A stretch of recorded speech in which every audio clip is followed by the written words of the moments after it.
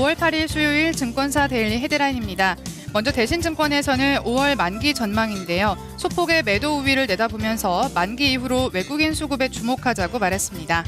다음 대우증권에서는 원달러 환율 1,100원 아래 안착할지 여부에 질문을 던지고 있고요. 부국증권에서는 환율, 실적에 대한 우려가 지속될 것으로 전망하고 있습니다.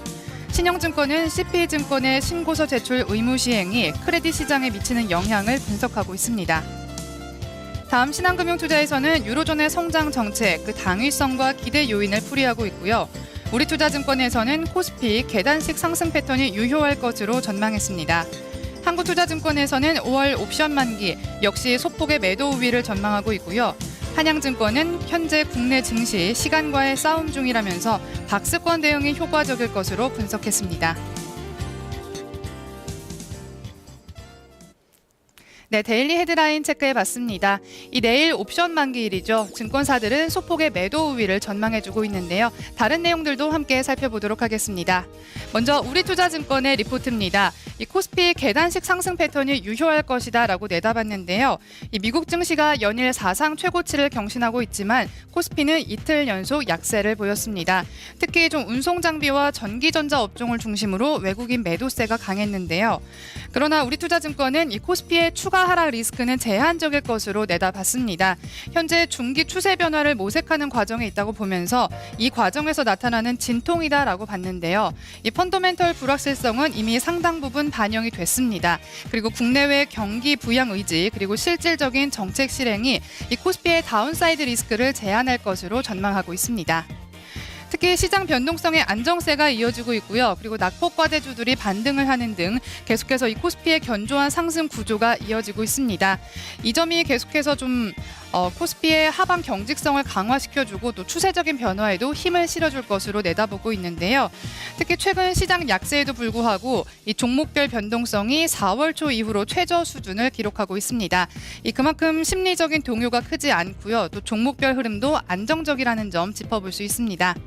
앞으로 코스피는 이 계단식 상승 패턴을 이어가겠지만 어느 정도의 매물 소화 과정은 필요할 것으로 전망을 했는데요.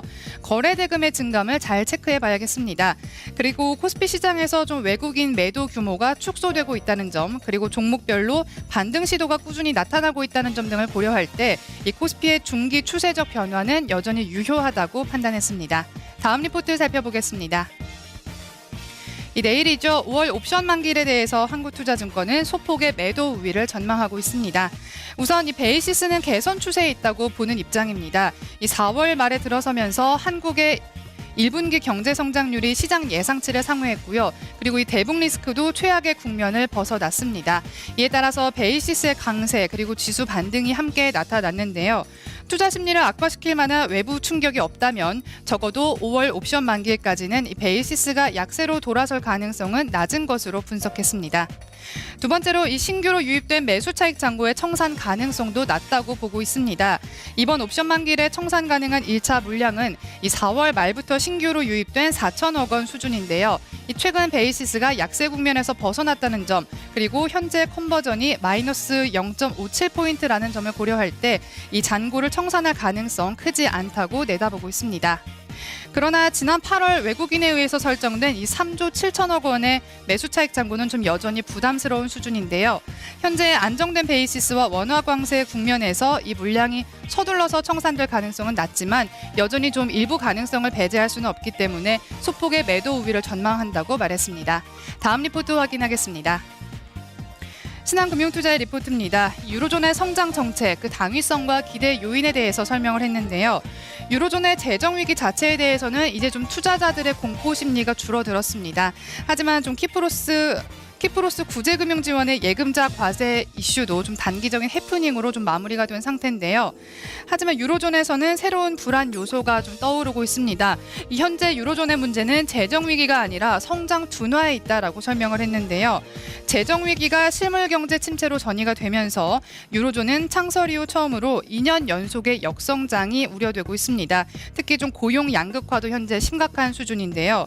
긴축 정책에 대한 유로존의 민심은 주요국들의 정권 교체로 좀 표면화되고 있는 상황입니다. 이에 따라서 ECB가 기준금리를 인하하는 등 이 정책적인 대응이 시작이 됐는데요. 유럽연합도 재정 적자 권고안을 완화하고 있는 상태입니다. 하지만 9월에 예정돼 있는 이 독일 총선이 좀 걸림돌로 작용하고 있습니다. 메르켈 총리의 지지율이 긴축 정책을 고수할 때 상승했다는 점이 현재 발목을 잡고 있습니다.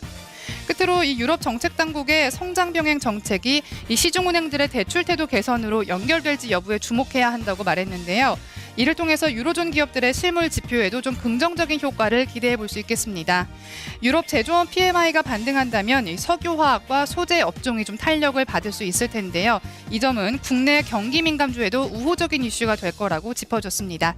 여의도 리포트 살펴봤습니다.